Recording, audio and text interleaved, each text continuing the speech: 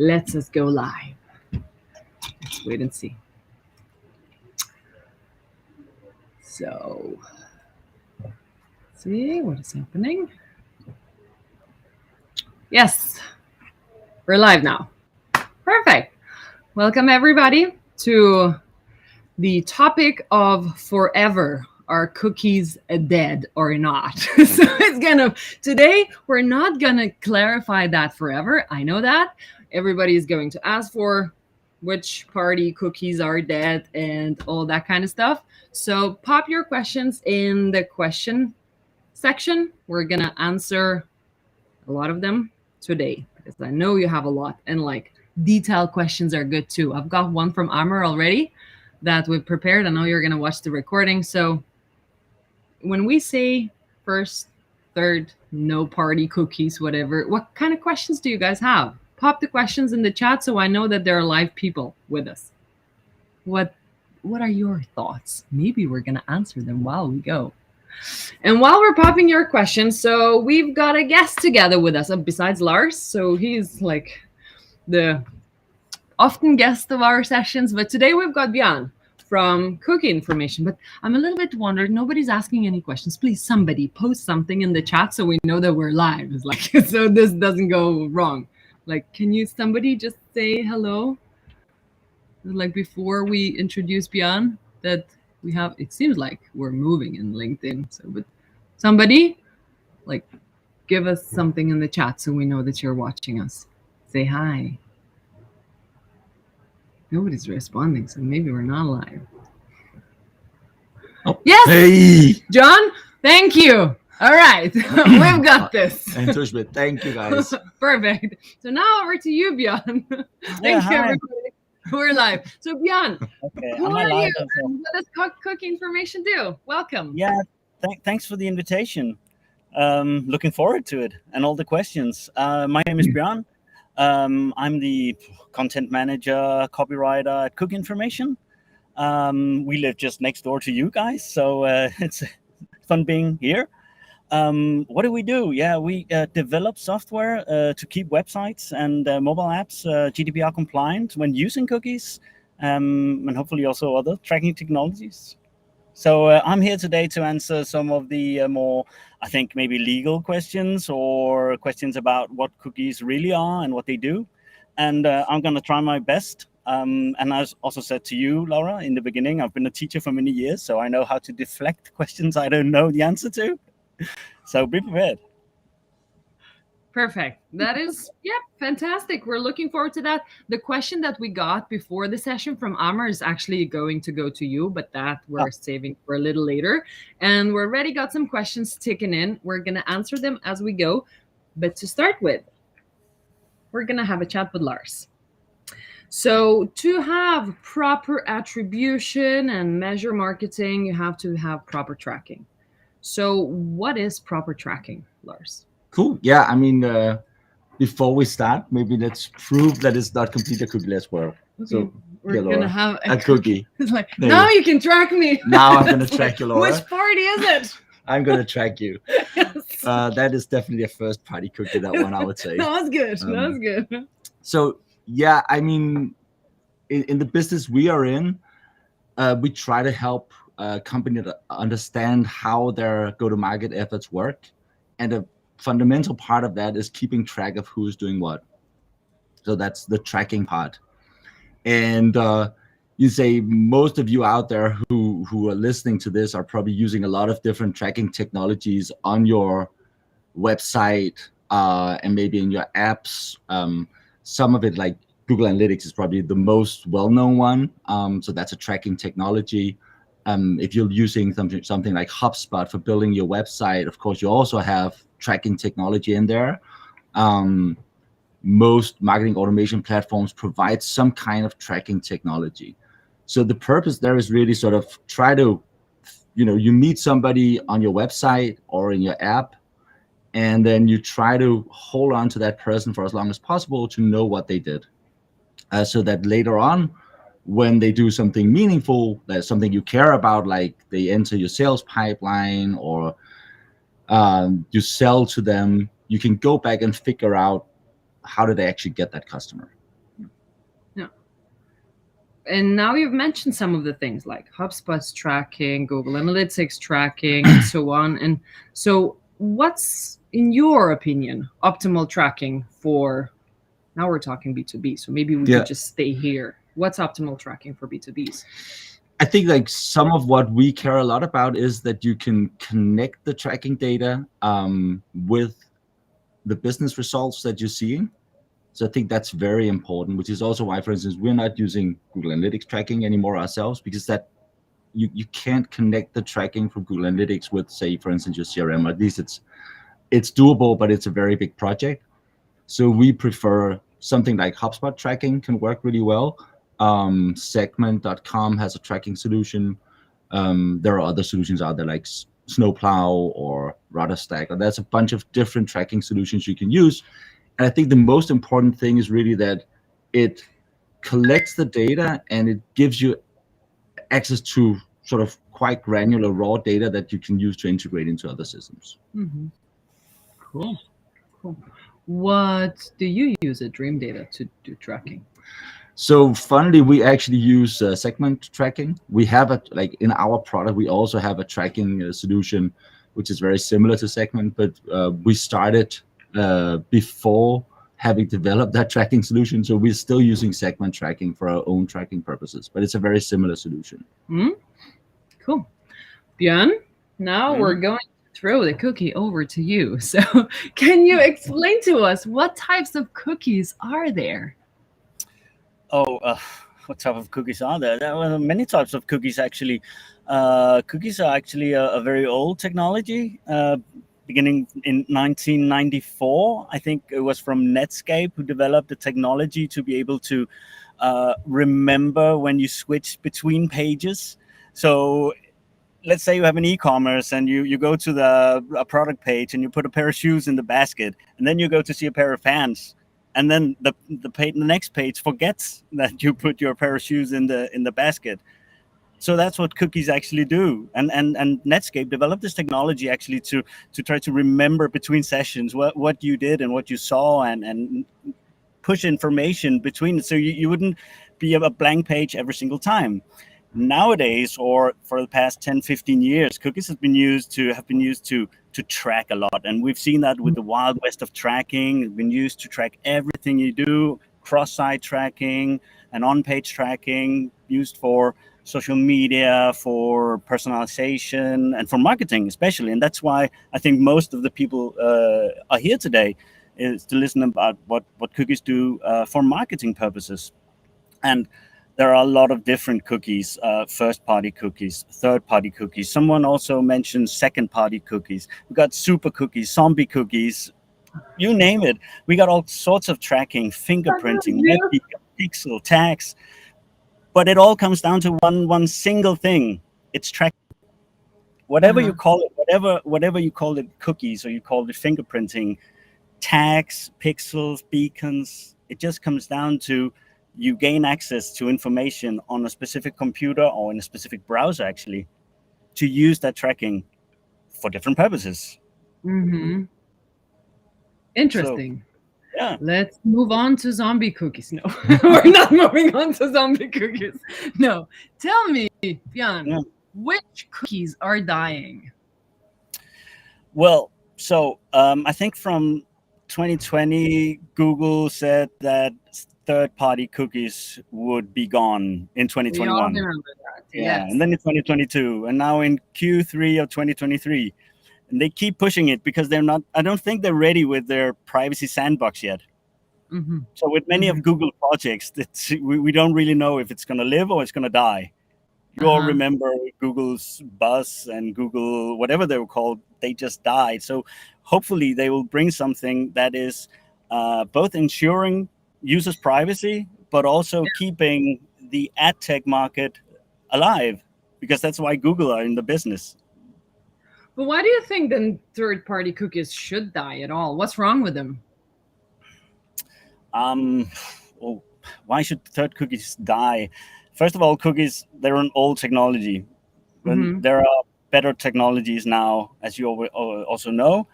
I think it's a personal choice from Google to kill off third-party cookies because we have a lot of different vendors out there. If you limit those people from tracking, you monopolize the market. Uh-huh. That's my opinion. Uh-huh. Yeah. Interesting.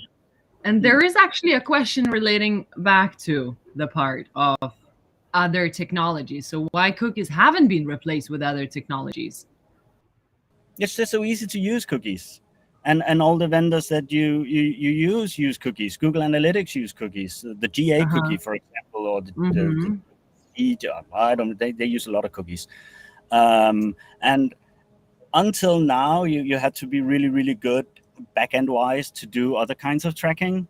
But I think they're becoming more and more common, these services, and a lot of agencies can implement them for SMEs. And if you're a very, very big corporation, say like Disney, you have your own thing going. So why are cookies not replaced? Because they're easy to use. Yeah. And yeah, I've asked this, like, what kind of cookies are going to die? But are all the cookies going to die? No, it's like all those questions in my mind. No, because we're talking about third-party cookies, but actually we're pushing it to first-party data, which is also just cookies. So now most people who use Google Analytics will know that it's a first-party cookies because it's your website who sets the cookie. Although Google is a third-party provider or service. So can you say that again, Björn? Because I think so many people get this wrong. Just say it one more time. So repeat it. Exactly. Very slowly. Yeah. So Google is a first-party cookies. It's a first-party cookie. Yeah, but Google is a third-party provider or third-party service. But it's a first-party cookie. Yeah, because it sets. Explain the difference. Well, okay, why do people get this wrong? Then we are talking about first-party cookies, not third-party cookies, but the third-party provider. What? Tell me more. Yeah, I don't think that. Does it really matter if it's a first or third-party cookies? Because it's owned by Google anyway, and if Google is set to kill all third-party cookies, they wouldn't include their own cookies in that set. So it's more like that when you use third-party cookies, they are set by third-party providers, and this data is shared with those who buy it. First-party cookies, it's your data. Like if you know the term zero-party data, if you ask people on your website what kind of shoes they like, or something personal that you can use in your marketing specific to them, that's data you own. First-party data is also data you own, but you share it with Google, of course. Yep. Yeah. And third-party data is just tracking frenzy. There's nothing wrong with that. Because if your users, they consent to it, so you can track all you want. Yep. So it's like going to the store and the clerk is asking what kind of pairs you use. You can choose to answer or not. Yeah. So there's nothing wrong with it, as long as you just agree with it. And now we're going to the question that Amr had. Did you have a comment to that? No. Let's go for that. Because now it exactly goes there what he asked to record in this session. How do I make sure that people answer more and more what shoe size they're using on my website, like accept the cookies? Is there anything we can do to get more people accepting that is legal or illegal? Are you talking about like customizing cookie banners to very nicely, whatever we can do to get better tracking and people accepting the cookies? I'm going to be a real bore here and say I got a webinar with Danish Industry, the 28th of September, where we're going to talk about a lot of data we collected from our clients and from own A/B testing nice. on this specific topic. Is it in English? Is it in English? I don't know. Actually. And we have to make a new one on exactly the same topic in English. So look out for that. If that one is not in English, then we're going to do that. But please set the link into the comments for the webinar if anybody would like to join as well, Björn, later when we're done. But what, like, are there any small tips that we could optimize on for people to accept more cookies? Bjorn, you're gone. All right, then we can have a look at some questions while Bjorn is getting back to us. What do we have? He says he's muted. Okay, that's crazy. Yeah, you don't look muted. It could be. Do you have a headset or anything? No, Bjorn. Yeah, try it out again. Like maybe leave or come back and stuff while we're chatting, and Yeah. we can hear Bjorn again. Lars, do you have any comments before we take up a I question think or we two? can take some of the questions. Yeah. Do you like this one? I think you do. In high ticket B2B sales, where cycles are long and complex, late quality and ICP fit are really important to cut down. How can marketing track meaningful things impact wise to support the scenario In a cookieless world. in a cookieless world? So I think like here, when people say cookie, I think also Björn was talking about this. Cookies is like it's very specific technology, but most tracking solutions will use multiple technologies. So they'll write to local storage in the browser. Some people do things like fingerprinting, which is not really legal in the EU.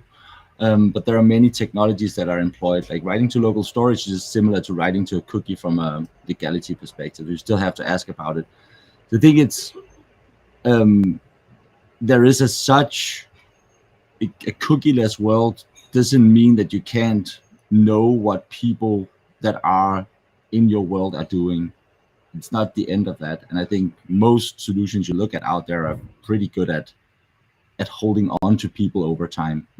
As long as they're in your world. I think what has gone away is really the sort of the ability to look outside of your own world to say, hey, what did they do in the other shop over there? That's gone. Yeah. And I think that's the third party thing is really what I think especially Apple has spearheaded is sort of stopping this uncomfortable feeling of you go to one shop and then you go to the next shop and then they know what you did in the first shop. That's not nice, right? Yeah. So Apple is not really stopping the other thing, which is I went to a shop and I came back the next day and then the shopkeeper remembers the color I like. Yeah. That's not gone. Yeah.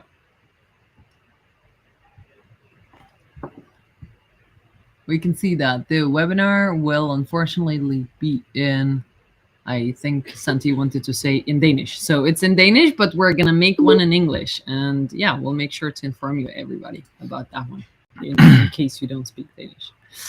All right, cool. Lars. He's going back.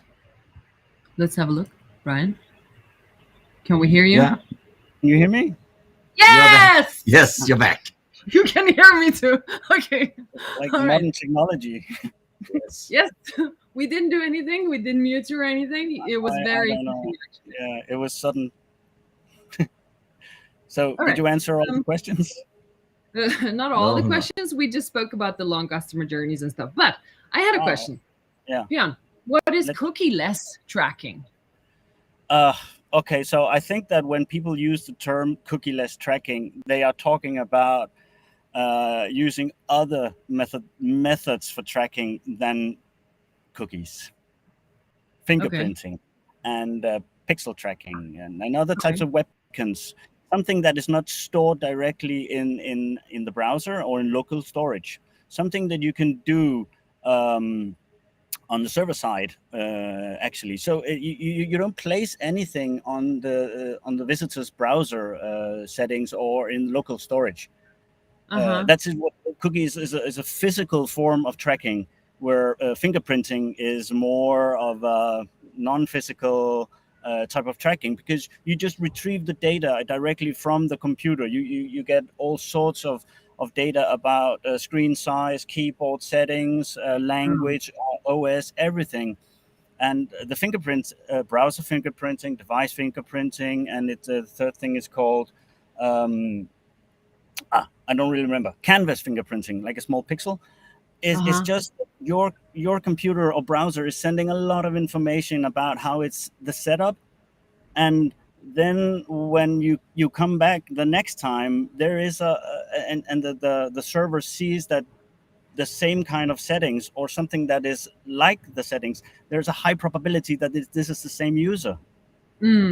Okay. So it's Okay. actually just matching statistically to see if there is a probability and how high it is that this is the same user, and then it Yeah. can use it to retarget again the ads and the personalization. Yeah. So Is cookieless that tracking is just other methodologies for tracking than using old cookies. It sounded like you had a comment. Yeah, it's just, I think the big sort of issue around fingerprinting is that you can't sort of forget people with it, which is what sort of a fundamental right in GDPR. There's a right to be forgotten.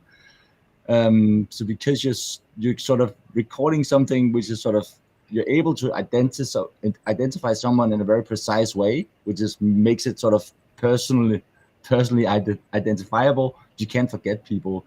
So fingerprinting is sort of it's a no-go technology, as I see it, because you can't forget people. No. If it's Okay. precise enough to hold on to Yeah. people's identity, then you can't deliver on the other promises of GDPR. I don't know if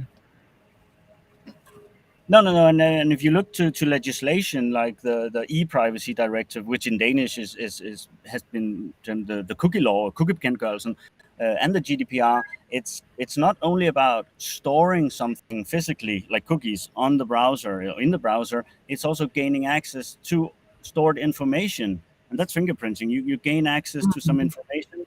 And then we can get into the discussion about, is this personal data or is it not? Does it require GDPR consent?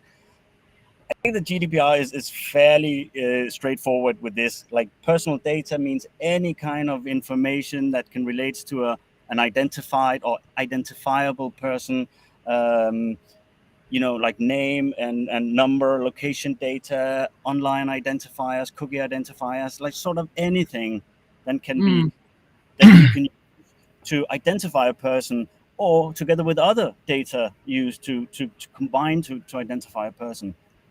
Then you Yeah. can get into all the talk about if you think that this is personal data, or if you would ever be able to know that this is Laura from Dean Dream Data or this is Lars. You can get into that discussion, but it is I think personal. sometimes people, when they say cookieless tracking, are also sort of talking about going back to a much sort of less granular form of tracking, which is just, counting, basically like forgetting the person even from page to page. So just knowing how many page views you have. So very fundamental data. So some of the tracking solutions out there that are cookieless, I would say, are truly cookieless, because they are doing everything they can to forget the person not from session to session, but from page to page, right? So they're just counting very basic things. Yeah. And I think that form of cookieless tracking is, it's very hard to use in a marketing context, except for sort of counting very basic numbers on your website. Yeah. And you can say that if we cannot use cookies or any kind of other technology because of legislation, it forces us to become better marketers, to write better content, better copy, better headlines, better ads. Really limits a lot of companies in the way that they can use tracking, and they can use data to their marketing advantages. So it's a cons and pros and cons in this context, I really think.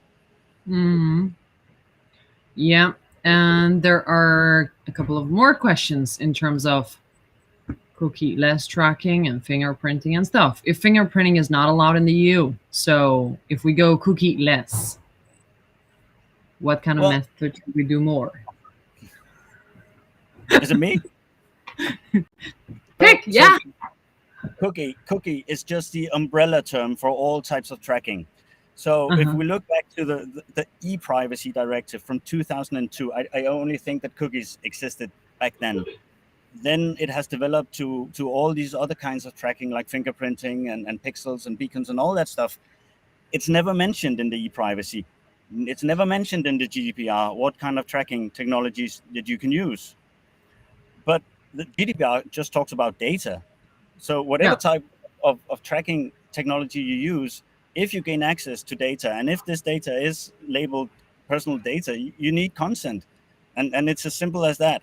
And say, if you can get 65, 75% of all your users to accept your cookies or other types of tracking technology, then you can model the rest.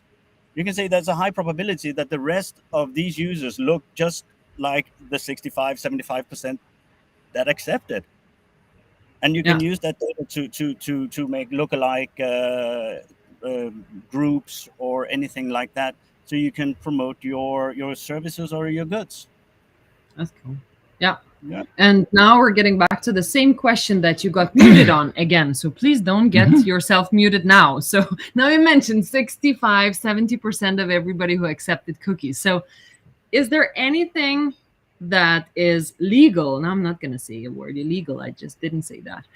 What are the legal things that people could do to help better tracking, to get people to accept cookies more and stuff on their website? First thing I would say, like if you care about privacy and you have a cookie banner and it's set up correctly to block cookies before like people accept or reject cookies, then the first thing I would say, you should always A/B test. You should always test whether this headline or that color works for you, how you describe it.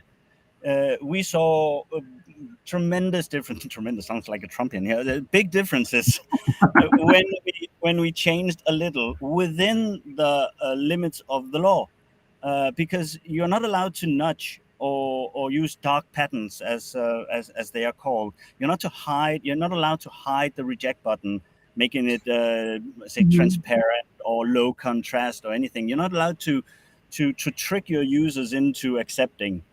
But you are allowed to use different colors. Like, we've seen that with the Danish Data Protection Authority. They have a case against the company, and they say, well, you're not allowed to hide the reject button or make it low contrast. In their own example, they use, I think, blue and green colors or blue and red colors. You are allowed to change them. But every case is individual, so I would switch the colors, accept the cookies in red. It's like, yes, always. Is that legal? Yeah. I think it would be legal. Also, if you have company colors or like brand colors, say HubSpot is orange. Why shouldn't they have an orange accept button? As long as the reject button isn't transparent, untransparent, and hard to see. So. Yeah, so I guess that using colors and using different colors to mark or signal what is accept or reject is not illegal per se, but it's illegal to use it to your advantage to trick the user into doing something that they don't want, like the classic example of dark patterns. I get it. So yeah, but there are differences to be found. But say, although we found that some configurations prove better generally, it cannot be said that one specific website wouldn't get low results with this configuration, because it's there are a lot of confounding variables in this. Is this a B2B? Is this a public institution? Does this have a good reputation, a bad reputation? So it all comes down to who you are and your website. But on the 28th of September, I will reveal all the secrets to tracking and getting good consent. So please join. I think it will be in Danish, but if there is an event, Santi said it was in Danish, but Santi, you promised us an event in English. So we're going to redo the secrets in English, and you guys are coming. So we can have all the secrets revealed of how to. That's cool. Yeah, sure, of course. Any final questions? We are about to be on the top of the hour, and there were some other questions. Click up, Lars. Yeah, go let's ahead. take this one. Yeah. So this is IP tracking legit? So I think it's similar to asking if cookie tracking is legit. It is definitely legit, but you have to ask people. Yeah. And similarly, So IP addresses are considered personal information. So if you store them, you have to ask people if you can do it. Mhm. So I think in that sense, this isn't about like tracking methodology is not being legit. I think the fundamental thing here is you have to ask. Yeah. Yeah. Then you have to, and then you have to do a lot of other things like enable people to be forgotten, give them information if they ask, etc., etc. So I think this of course is for American listeners. This is very sort of GDPR specific, but some of this also exists in sort of the privacy laws that are being implemented in the US, for instance. It will come. Yeah, for sure. Over to you too. But when finishing this off, so now I've got an ask for all of you. If you want to try out to accept a cookie, besides this one, you can go over to Cookie Information's website, accept all the cookies, and Dream Data's accept all the cookies, and see what happens. You'll be surprised. It's like, let me show you what happens. Alrighty. Björn? Yeah. Thank you so much for joining us for this 30-minute session. I've seen people being very happy for the session, and now you have committed to reveal the secrets the next time after you reveal them in Danish, so we can do some English secrets as well. That is going to be at the end of September. High five. Yeah. Thank you so much, everybody. See you guys. See ya.